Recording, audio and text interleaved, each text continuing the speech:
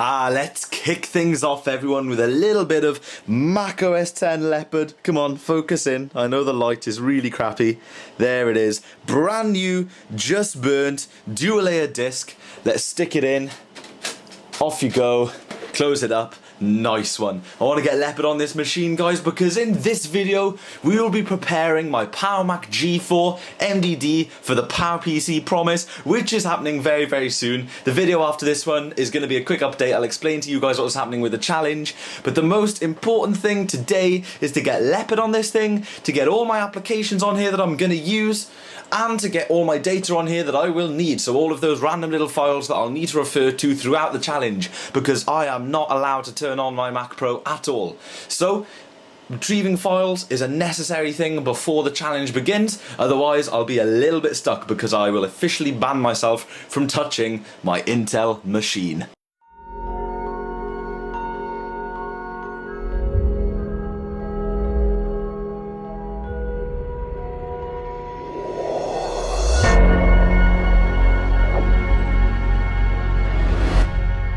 And here we go on the display. We are straight up into it with an Apple logo. Now, like I said, I have literally just burnt myself a brand new Leopard dual layer DVD. I was going to use my little handy single layer one here that I did for my G5, but it's extremely dodgy. It took ages to boot, it took ages to do everything, and it's pretty stripped down. It's working well on my G5, but I wanted to install the full ISO on a dual layer DVD because I'm going to be using this as my main Mac. I need the full experience.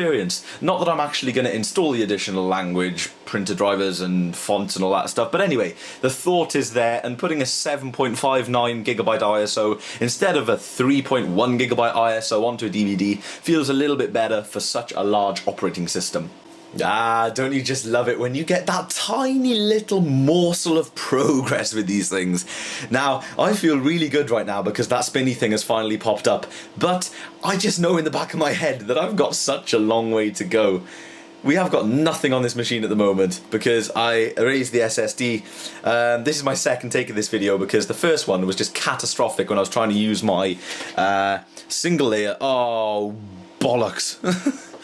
Oh, oh no, please no, please no, it's not even funny, please no. Attempt number 2, here we go. I've got a feeling I might be carrying this thing up the stairs and cloning my G5 to it, which would be a time-consuming process, but oh bugger, I can't do that because, yes I can, yeah, I can deselect files when I clone. I was going to say I've taken up more space on my G5 than actually exists on this SSD, because I think this is only a 60GB SSD. But, come on, I reckon it can do it. I've installed Leopard on here a couple of times already, but I just keep swapping out drives and stuff. So, yeah, we'll give this a go. Does it honestly feel the need to have to do that? I mean, come on, let's be real here, guys. Why? Why is this happening today? I need to get this video and this Mac prepared because it's the last day of April and May needs to be full-on PowerPC Promise. I need to get this thing sorted. It's already like 1 PM because I went for a fry up this morning and had a bit of a late start, but whatever. Okay, to be honest, I'm just gonna, off camera, yank out some PCI cards and try and boot this Leopard thing again. Wonderful, that's good enough progress for me. So we're booted into the installer. Now you may be wondering about the slightly black and white and artifacted screen. This is down to my X800 XT graphics card. It will not be like this in the operating system. Sometimes it boots up like this, sometimes it doesn't. Once I install the driver disk, it'll be fine. And have my 2 displays connected and stuff. It just does this sometimes. I remember that from back in the day, and I think I showed it a couple of times. If I had this card booted up, I've probably got the DVI in the wrong connection on the card. If I had it in the other connection on boot up, it would be fine, but once it's booted up, you can't swap it halfway through because unless you're in an installed operating system, the DVIs won't swap. They don't respond to you unplugging a connection and plugging it in somewhere else. Same with the fact that I've plugged in a VGA cable now to the secondary graphics card that I have in this machine, the PCI VGA card, and it's done nothing. That's totally normal. So here we have Leopard. Now the only issue is I can't actually read the screen because of the whole graphics thing, but that doesn't matter, you know, I'm quite used to it. Now I've booted into my single layer disk, funnily enough guys. Now, oh bugger, I can't see which one's the SSD and which one's the hard drive. Shit. hang on, let me hover over. Might bring up a dialogue. Yeah, here we go. Dialogue. That says 2 terabyte. Okay, cool. So that's the SSD. Customize. Erase and install is the last one, I believe. Continue. I literally cannot read this, guys. Literally. Oh, I guess that would be physically. So I guess we have printer drivers, language translations, and additional fonts. Continue. Continue. Installing Mac OS 10. Here we go. Nicely done. Sorted. We're going to skip checking DVD. And not that I can read that. Calculating. Life is pretty hard sometimes when you fiddle around with these old computers, guys. But yeah, that's installing. I'll keep you guys updated. Once we've got an operating system on here, this video will become more interesting. Not sure what you can see with the old black and white here, guys. It's hard to tell on the camera, but the install bar is indeed here. So we're making a nice bit of progress. And if I zoom my head right in, it does say about... Hang on a sec. About... about 20-something minutes, I think it says. So we're going alright. Not too bad. Just as soon as I get Leopard on this machine, I will be a happy bunny. And the interesting thing about the MDD, actually, guys, this is a little quick note here. Putting my hand behind the machine, the fans I installed, the 260mm fans behind the heatsink, are kicking out a fair bit of heat. So I think they are really helping, which is nice. Either that or they're creating unwanted pressure in the case, thus heating up the CPU even more. But once we get into OS 10, I can take a look at the temperatures. Well, after I install a third-party application, because I don't think OS 10 lets you do that anywhere by default. And yeah, it'd be really nice to see how hot this machine is running. What the hell? This is just rage. This is just absolute rage. Install failed. Oh, you guys don't understand how annoyed I am. I don't know what to say. This is pure rage. Pure rage. Okay, so what I've done for one last attempt before cloning, guys, you may notice on a different display. That is because I have plugged a VGA cable into the random PCI graphics card that I've got on this Mac, restarted it, so by default it's chosen the VGA card. This will mean I'll get full colour with no artifacting. So I'll be able to read all of the text properly, just in case I messed anything up when I was clicking around the installer. I don't think I did, and I've got a horrible feeling it's going to fail again, but it's definitely worth a go. Excuse me, guys. But this takes absolutely ages and ages and ages to boot up from this disk for some reason. So while it's doing this, I am going to, I guess, prepare a few other little things. I'm not too sure. Yeah, okay, a mixture of just utter rage and crazy disappointment. This whole Leopard PowerPC thing is starting to really piss me off now. I mean, I've got Leopard on the G5, it's on there and it's staying on there. I'm not touching the damn thing, I'm not experimenting with it, no other operating system is going anywhere near it, and once I finally manage to get Leopard on this damn thing, then Leopard is staying on here as well. Utter, complete crazy rage. Oh, this is bonkers. I love this machine to pieces, but don't get me wrong, when it does something like this, I just feel like launching the damn thing straight out the window. And just to, you know, eliminate those comments about, oh, Tom, if you put a Leopard DMG on a USB stick and then stick it in, it'll work just fine. Well, that's what happens when you boot up the MDD with a USB stick in it. Yep. Nothing. It just stresses out. And you might be thinking this on the other screen. No, that's my Mac Pro. And what am I doing on my Mac Pro? Burning myself another Leopard DVD. Because it said the source media was damaged, and there was a bit of a scratch on the bottom because I dropped the disc down the stairs. So yeah, maybe the disc was damaged. So I've kind of chilled out a little bit now. I'm burning this DVD at 16 times, just like I burnt the other one, and it works fine on my G5. So hopefully it'll work fine on here. I know the optical drive is fine because it's a brand new OWC optical drive, and I must have spent close to about 40 or 50 pounds getting the most ultimate optical drive I could for this machine, shipped all the way over here from America, because I care about optical drives that function properly. So yeah, more updates as they come in, but what I'm going to do is yank out this USB stick before my MDD blows up. Reburn the disc, same error. Same exact error.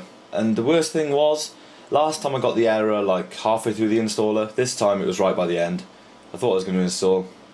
It's not liking these discs one bit.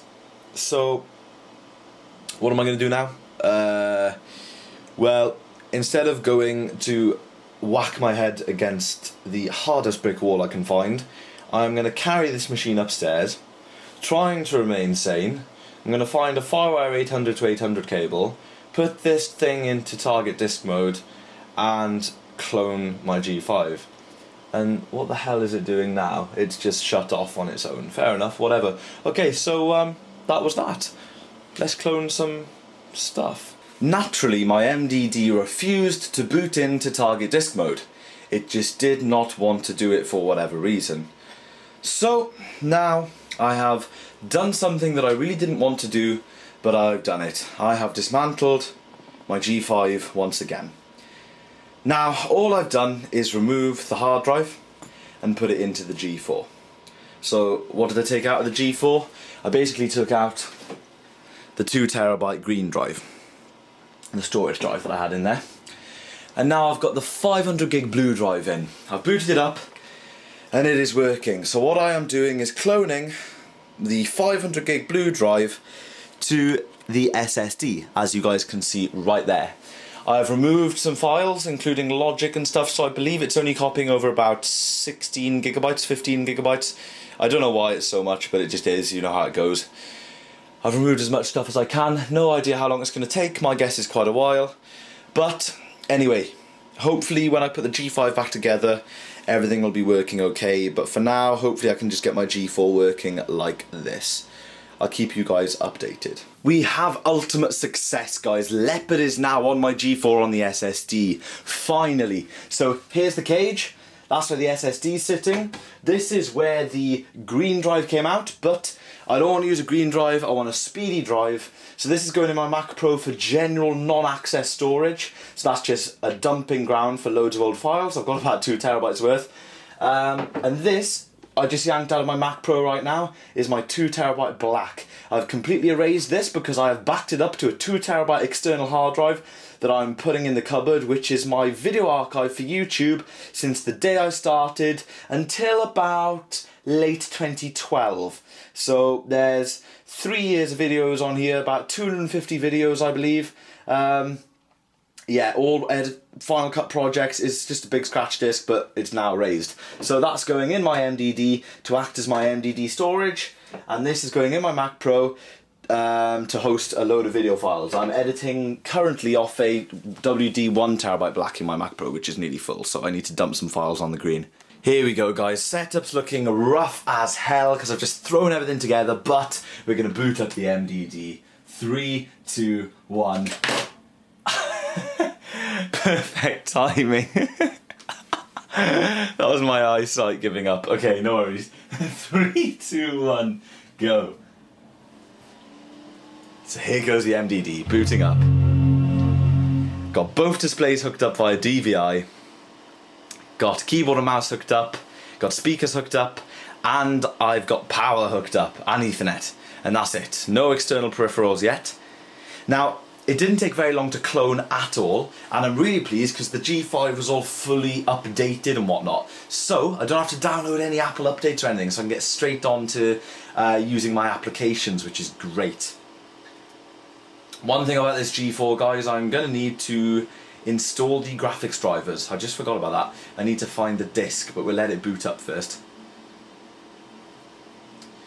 If it is going to boot up. I tested it upstairs with the SSD and it worked great anyway, so I just need to be patient on this one, I guess. Let's move that out of the way.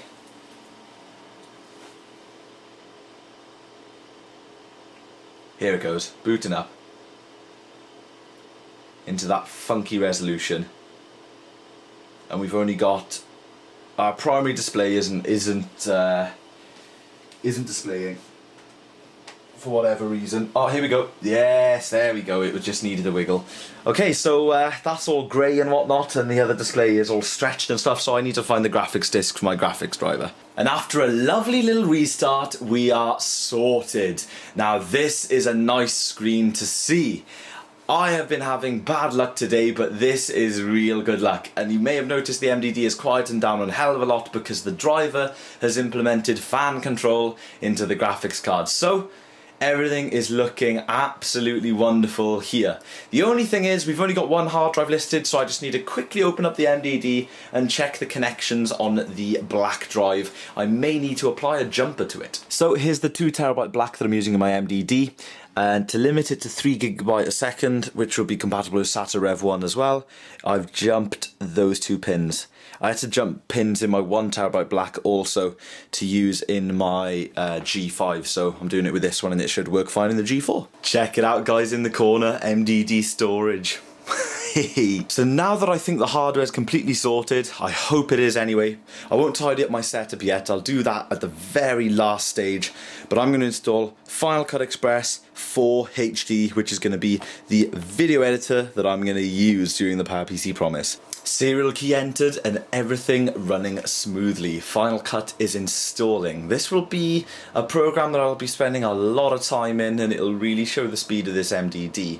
I'm now editing directly onto a black drive, which is a nice speedy drive. The best drive you can put in this, bar an SSD probably, or a hybrid drive I guess.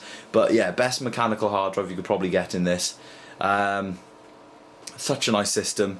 I can't wait to get all these apps installed. I'll be giving you guys various updates along the way. I've also installed 10.4 just to browse to get some stuff that I need, and everything is running smoothly like I've already said. With Final Cut installed, we are moving on to Photoshop and iWork. They're both going at the same time here. I do indeed have CS4 Master Collection, but I'm only installing Photoshop to save space on the SSD. Because it's only a 60GB SSD, and the complete Master Collection install, obviously excluding Premiere and After Effects, which don't work on G4 systems, the complete install is like 11GB or something like that, so I really don't need to waste all that space. Whereas if I just install Photoshop and all the Adobe fonts and stuff, that takes up like, I think 980 megabytes, so that's a pretty decent size for such a big application. So as I said, the Adobe shit and iWork are going on as we speak, and there goes the dock refreshing with iWork in it, and iWork is complete. Awesome, we are really getting there. Well guys, it's a blast from the past seeing this interface. Here we have Final Cut installed, and we also have Photoshop installed, so let's just get rid of Final Cut there, don't want to save, and you'll be able to see Photoshop. There it is, all activated, all installed, nicely done. So I've got the majority of the big applications that I want to get on this machine ready for the challenge, but I've got to leave for work in literally 5 minutes. So what I'm going to do now is restart this Mac and try and put it in target disk mode. I've got a FireWire cable connecting both of these systems, my Mac Pro and the Power Mac G4. I'm in work for about 5 hours, so that should be plenty of time to transfer 300 or 400 gigabytes of data from my Mac Pro to my MDD. I've made all the folders that I need to in the storage drives, and everything's working out great. And yeah, I forgot, this Mac does not want to boot into target disk mode. Sugar. No idea why it won't boot into target disk mode, but not to worry, I can just shut it down and give it a rest. It'll cool down a bit in here because this MDD is kicking out a load of heat. Yeah, I've got to go to work now, guys, so I'll give you an update later tonight. It'll be one of those quiet updates and quiet ends to the video because my parents will be in bed when I get back. So yeah, I'm going to head off to work and I will see you guys in a minute, but for me it'll be a good 5 or 6 hours, I think. So everyone, I'm back from work and I'm just recording this little outro clip now. I've got most of the software that I need to begin with installed. You know, I've just got a little few things to do, set up my email, sync my calendars, all this kind of, you know, boring stuff that I don't need to do on camera left to do. Now, I left my Mac Pro and my MDD off while I was in work just to cool the room down a bit because I'd been in here all day doing video stuff and whatnot. It was a little bit stuffy, you know when your room gets stuffy, like the computery type stuffy feeling, which isn't a very nice, you know, feeling for your room to be. It's cooled down nicely now. I've been in work for hours, so I'm back. Now I am a little bit concerned about the noise of the MDD. Now, when the graphics driver loads, as you heard when it was booting up there, it goes a lot quieter, and I'm talking much quieter.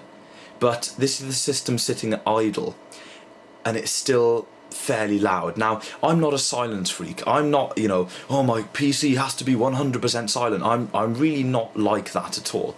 I'm like that in the studio for obvious reasons, you know, you're recording, but it doesn't matter to me in my bedroom. You know, I put up with an X1900 XT for about 3 years, but this is a fairly loud Mac. Now, I'm not sure if you guys know this, but I do indeed leave my Mac on pretty much 24/7. Now, you guys are probably thinking, why the hell do you do that? You know, wasting power, blah, blah, blah. Well, our electricity bill is really good for the size of the house.